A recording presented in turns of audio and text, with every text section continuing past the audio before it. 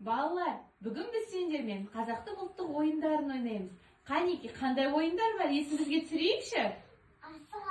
Асық ату, сосын жаңа қандай? Қажымұқан. Қандай ойындарды білесіңдер, балалар? Көкпар. Сосын Рамина. Қандай білесің? Бәйге. Әлде қандай ойын білесің сен? Қанталапай.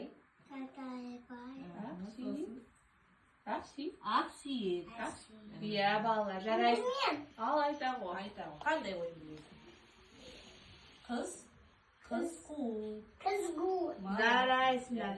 Балалар, қазақтың ұлттық ойындары түрлі. Ол атпен ойналады, асықпен ойналады, бір-бірімен күш сынасады. Қазір біз сендермен көтермек ойын ойнаймыз.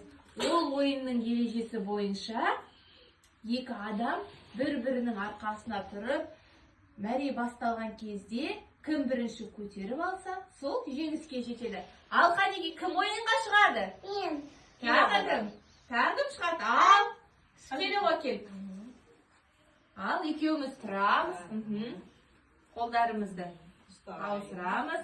Ал, бір, екі, дайынсыңдар ма? Бір, екі, үш. Ал, Қанеки, ой, жарайсың.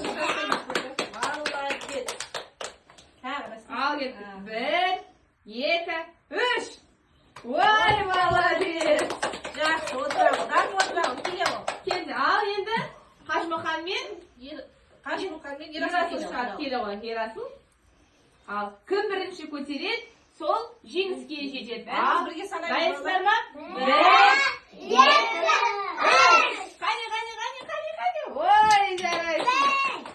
Отыра қойыңдар. Жеңіске Қажымұқан жетті. Ал, енді бас жүлдені кім алғанын білу үшін Қажымұқан мен Дарынды ортаға шақырамыз.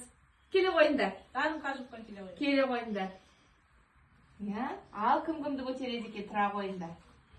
Ал, бір, дайынсыздар ма? Бір, екі, үш. Қане. Ой, молодец, жарайсыңдар. Бүгінгі сайыстың келе ғой. Жеңімпазы кім балалар? Қажымұқан. Қанеки, құттықтап қояйық. Жарайсың, Қажымұқан. Отыра ғой.